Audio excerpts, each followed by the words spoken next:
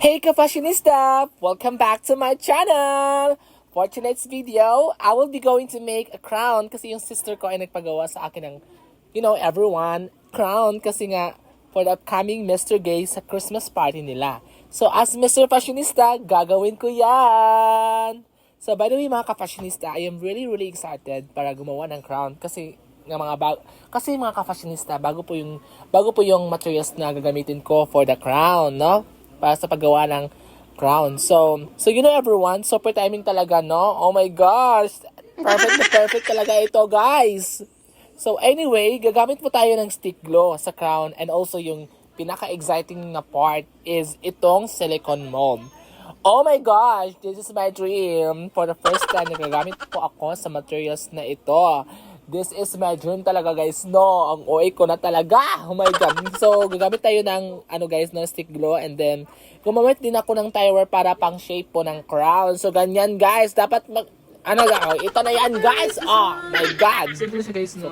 Super ganda niya, guys. Ano ba ito, guys? Oh my God. So, ang gamit ko lang nito ay mga ganito, guys, na molds like this. Oh my God. Di ba siya sa mga crystal, guys, no? So, ngayon guys, ato na siyang pipinturahan. So, gumamit po tayo ng spray na gold. Yan, ganyan guys. Mag-watch kayo ng maigi guys, no? Ganyan pag spray po ng crown. Ganon! Char! So, actually guys, this is my first time guys na gumawa po ng crown. Gamit po ang stick glue. So, I'm really happy guys sa result guys, no? So, ito siya guys, no? Napinturahan na siya guys, no? Napinturahan na siya ng kulay gold. Yes, super nice. So later on, gagamit po tayo ng rhinestone para idikit dyan sa crown. So tara guys, no, let's go na. So ngayon guys, no, my God, my face is really cool. Guys, naglagay pa ako ng dyan para sa pimples. So yan guys, ato na siyang ilagay dyan ang mga rhinestone sa crown guys, no, para mas maganda siya tignan guys, no, para mas maganda tignan talaga. Ulit guys, no, para magmukha siyang totoo talaga. Ganyan talaga, my God. Ganon. So guys, ganon lang guys, no.